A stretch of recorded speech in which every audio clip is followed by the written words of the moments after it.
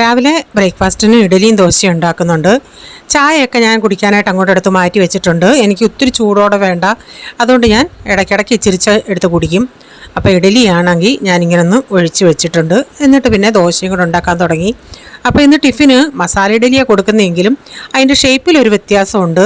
ഞാൻ എന്നും ചെറിയ ചെറിയ ഇഡലി ഉണ്ടാക്കിയിട്ടാണ് മസാല ഇഡലി ഉണ്ടാക്കുന്നത്. ഇന്ന് അങ്ങനെ ചെയ്യുന്നില്ല.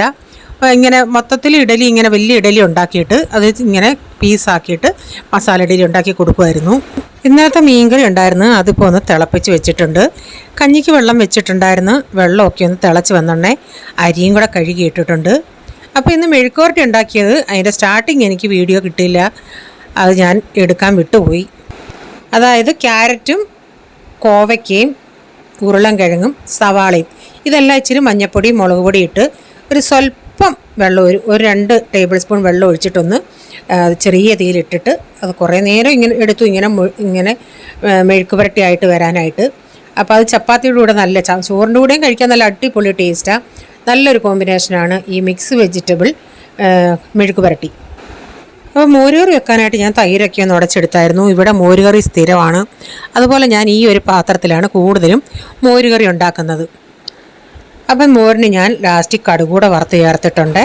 അപ്പം ചപ്പാത്തി കഴിക്കേണ്ടവർക്ക് ഞാൻ മിക്സ് വെജിറ്റബിൾ കൂട്ടാൻ കൂട്ടി മെഴുക്കുവരട്ടി കൂട്ടി ചപ്പാത്തിയൊക്കെ കൊടുത്തു. എനിക്ക് പെട്ടെന്ന് ജോലി ചെയ്തിട്ടിന്ന് ഇച്ചിരി ചിക്കൻ്റെ അച്ചാറിൻ്റെ ഓർഡറും പിന്നെ മിക്സ് വെജിറ്റബിളിൻ്റെ അച്ചാറും ഇടണം.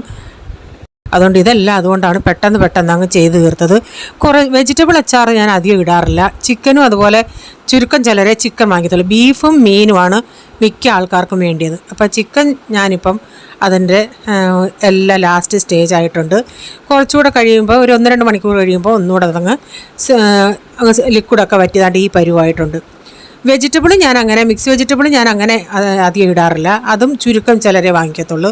അപ്പോൾ അതൊക്കെ ഉണ്ടാക്കി തണുത്തതിന് ശേഷം പിന്നെ ഞാനത് ഡബ്ബയിലൊക്കെ ആക്കണമായിരുന്നു.